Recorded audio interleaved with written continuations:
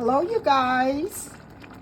We're back. This is video 3. We thank you for tuning in to Fatter the Land. It's Sunday, and we're making oxtails with rice and vegetables. And we're just stirring it in. So we just put in, we put the French onion in.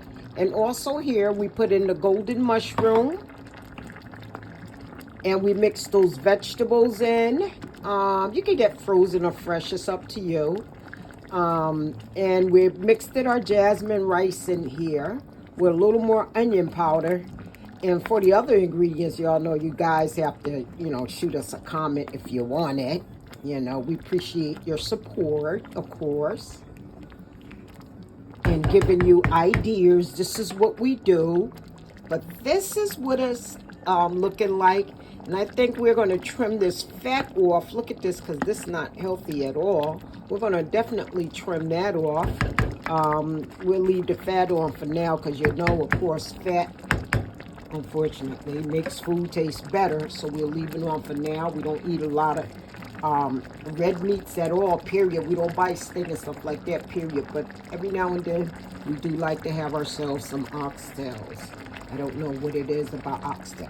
So what we're going to do now, you guys, is we're just going to, you see how it went down. We're just going to let it go ahead and, cook. And we're going to put it on the back aisle here. And actually, we're going to lower the temperature. Let us get our things out the way so we can do that. So we'll turn this one off. Turn the back aisle on. Here we have it, you guys. Okay. Let's see what it's on right there. Okay, here we go. Yeah, you guys, like we said, this is a little kitchen. So it is our little kitchen hut. We have always known how to do things, from Africa to America to Brazil, to wherever the transatlantic slave trade dropped off people from Africa, or Africans from Africa who became enslaved. Okay?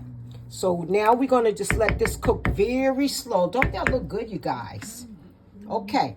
So we have enough seasoning in there, and we're just going to put it on a little low so it can cook nicely until the rice is done. The rice should be rising. And that's it, you guys.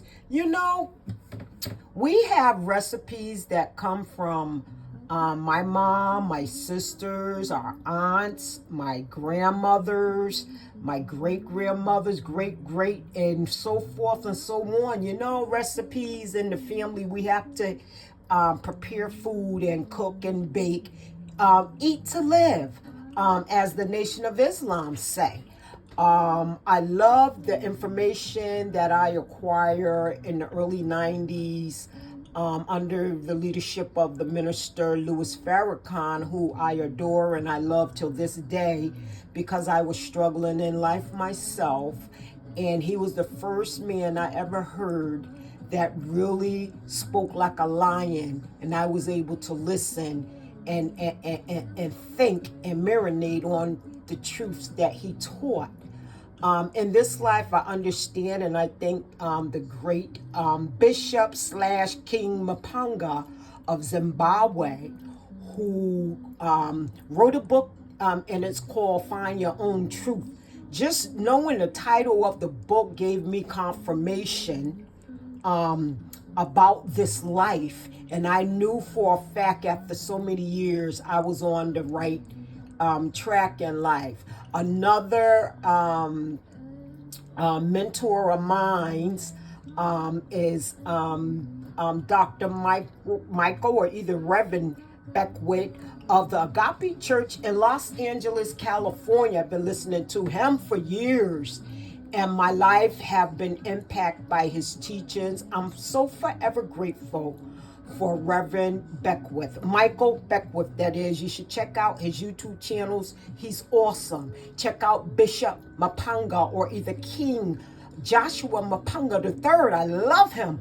I knew I was onto something with the bishop or King Mapanga or shall I say the bishop, aka King Mapanga Joshua III. I knew I was on to something with him when I first heard him speak. Something went through me, man, and I know what it was, what resonated with me. That spirit of Africa, which we're learning today, and this is trending now, that, we're not Africans because we were born in Africa or we have roots to Africa, but we're simply Africans because the spirit of Africa was born in us. Now, you guys, it don't get no better than that. And you guys, when I was in Kenya, I saw this sign that resonated with me. So many things do. I love quotes and stuff. All my life, I've been reading messages on walls. Wherever I may find a message, I just start reading it. And it have served me well. I thank God for my mom. I thank God for my grandma, who were great teachers in my life, and they taught me so much. They nourished me. They was my nurse, the chef, you name it. And these women, they were cooks, chefs of the family, matriarchs of the family. My grandma, Big Mama Betty, same thing. She would prepare and bake her food, cook her food, and some of her baked goods she would take to the market in North Carolina when they was living, and I believe it was Mount Olive. And then later on, because of my uncle, the great uncle Bishop Johnston Branch, who helped to build churches in America, he afforded my family the opportunity to kind of move around in some places in America. He also was building churches over seas, like in Barbados. So I come from a pretty rich family. We have some really, really good stories from our family. I know about my great-great-grandmother who's connected, or who is the same great-great-grandmother to the late Lance Reddick. Matter of fact, Lance Reddick's father brought information to the house to see my mother because he was getting older and he wanted her to have some things, and my grandmother. But this was when Lance was attending Yale. I think he had just graduated. I was at work, but my daughter and mom and everybody was at the house. My grandmother owned a big home on the corner, well, two different homes on the corner of Lamberton Street and Moore Street, there where we call it a village setting where we grew up. We're forever grateful for her and the way she came up from the South and built her life up here as a nurse, church organizer. She was an awesome woman. My mom, she used to sew. So many stories, you guys, to tell. But listen, we have our rice and stuff on right here, and we know we are going into 8 minutes. Look at that. Everything is starting to rise now. Look at that. And it's unfortunate that my mom and father's, if we need to add more water here or anything, we will, and we'll let you guys know. My parents' marriage crumbled basically in 1976, and it really impacted their 6 children, including me. But mommy went on, daddy went on. I love them both. My father moved to North Carolina, remarried. And when I got older, I took my children down there and put them right there in his face, and they got to know him, and he got to know them. I'm so grateful the Spirit led me to do that. And at the same time, my mom was moving on in life, experiencing things, living to the best of her ability, carrying 6 kids, like Claudine, that movie. Anyhow, thank God that my grandmother was there to help her out. She wound up buying another house, a very big house. But in the 70s, and I think it was around 76, my mom had met some friends. No, that wasn't even in 76. I think Daddy took off actually in about 73. That's when we moved from out of the Spring Street house. And Mommy, met some friends from Ghana, and they used to come over to the house. And wow, we learned so many things. They did our hair, my sister's hair, not mine. My hair was too short. My daddy cut my hair off because I put some stuff in it and, you know, it made my hair fall out. But as for my two sisters, the guy name was Kofi and Godwin. They both was from Ghana. And during this time, my mom was really into her African roots. She literally used to sit down and sew us dashikis. I hope I said it right. I can mess up some words. All six of us used to wear them. And we used to wear our hair in African styles. This was in the early 70s, actually. Okay, so I think my mom and dad, well, I know for a fact, mom and dad got divorced in 76. But their marriage started crumbling in 72. So this is where my mom started living her life. She kept on moving on. She worked. She had a good job. And there came a point in time when she realized that, hey, you know what? This is not working. I got to figure out how we're going to do this. But I have children to raise, and I cannot keep going outside the house and, you know, not being around my children during the prime time of the day. So mommy was smart. She did what she had to do to survive. And I learned from my mom, I learned from my grandmother that this life is all about survival, and you have to make some power moves in order to make your life a good life.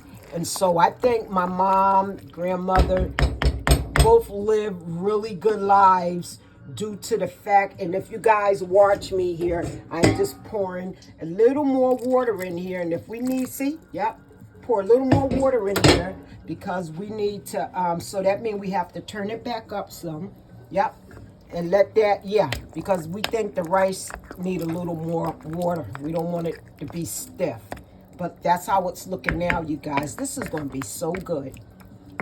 And yeah, and so like I was saying, with my mom, we're turning it up, is that, so we learned a lot about Africa with her friends, Kofi and Godwin.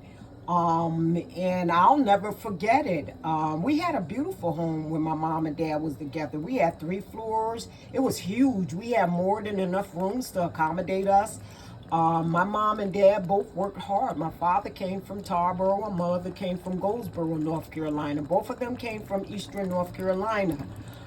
Anyhow, sometime when people are young and they marry and even have children, they learn later on in life, sometimes it just don't work out. And so everybody ain't going to stay married. And it's unfortunate because we really, as a people, have lost our way. Even the FBAs or whatever you want to call yourself here in America that was here before Columbus came and supposed to had discover America. We know that's not true. But you know, we just had to do what we have to do. Anyway, I don't want to talk too much longer. Just want to give a little history of our family because we call our show Fat of the Land. And the wise woman, just in case anyone want to know, the wise woman is in every one of us. We just have to find out how to tap into our spirit, for our ancestor spirit to rise in us. Some people don't have an idea. Some people are stuck in different religions or different groups or organizations, whatever you want to call it, and they're scared to do this, scared to do that, you know, have a lot of fear in them.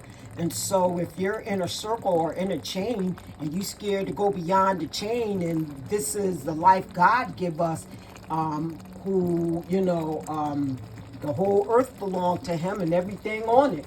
You know, he wants us to enjoy life. He don't want nothing or anything controlling us. Okay, so you can't live your life to the fullest if you have so many limitations on what you can and cannot do. This is the bottom line, you guys. And I'm telling stories while we're making our oxtails with vegetables and rice.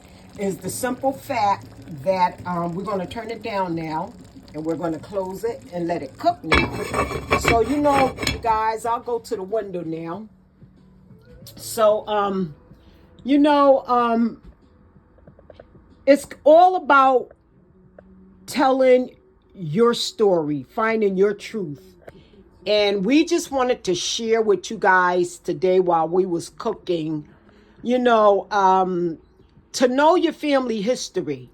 Glue yourself back to your family and identify who you are so you can have something worthwhile passing on to your children and stories to tell your grandchildren about your family. It's sad when you don't know what to tell your children or grandchildren about your family. And I know a lot of situations are unfortunate in life that happen to people who were enslaved and people who became enslaved once the continent of America, Africa, or wherever was colonialized.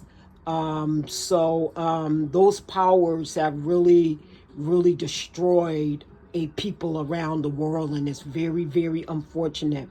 But we have to remember who we are. Never, never, never, never forget who you are. Attach yourself to your identity, like my mentor, Professor James Small, say.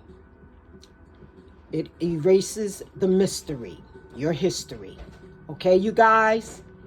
And I can tell you more about Professor Kaba, Professor Lumumba, Dr. Kariana, Dr. Momambi, Dr. Tata, etc., etc., etc. I can't name everybody, so I'll name them in and out of different videos. But we're going to come back to you guys with our finished dish of our oxtails, rice with vegetables. Okay, you guys, we thank you for tuning in, and we definitely thank you for listening to what we had to say about family. Hey, you guys out there who don't know your family, attach yourself to your family, your aunt, or uncle. It don't have to be your mother and father. It can be anybody in the family. Get those stories so you have stories to pass on to your children and your grandchildren. It's very powerful when you know where you come from. You know where you're going. A lot of times when you don't know where you come from, any old road in life will do. And that's a real unfortunate situation. And another thing, it doesn't matter who start the family reunions or who want to come on board, because you will look at it as it's everybody's family. Anybody, everybody, somebody can start the family reunion. It don't have to be every year. It could be every other year, every 4 years, every 3 years. But people are slipping away from here in our communities. And we really, really need to find a way to glue ourselves back to our family, build our relationships back up. And how do we do it? Of course, you know I'm going to tell you. And my name is Elizabeth Lai. Start with empathy, with love. Love is all the reasons to be who you're supposed to be. Okay, you guys, come back to video 4. I didn't want to do a video 4, but come back to the finished dish and you'll see how our oxtails rice and vegetable dish came out today. You guys have an awesome day. Don't forget to come back whenever you can to look at the last video. Don't forget to press subscribe. Please press subscribe and tell your friends about us. We're coming back with some good stuff. We're under construction where we bring in a lot of videos from our Wise Woman Way page over to our Fat of the Land recipes. Okay, so you guys tune in and press like, share, and shoot us a comment if you want the full recipe for our dishes that we make when we shoot our videos. See you on the other side of our last video of this dish. Ashe, you guys.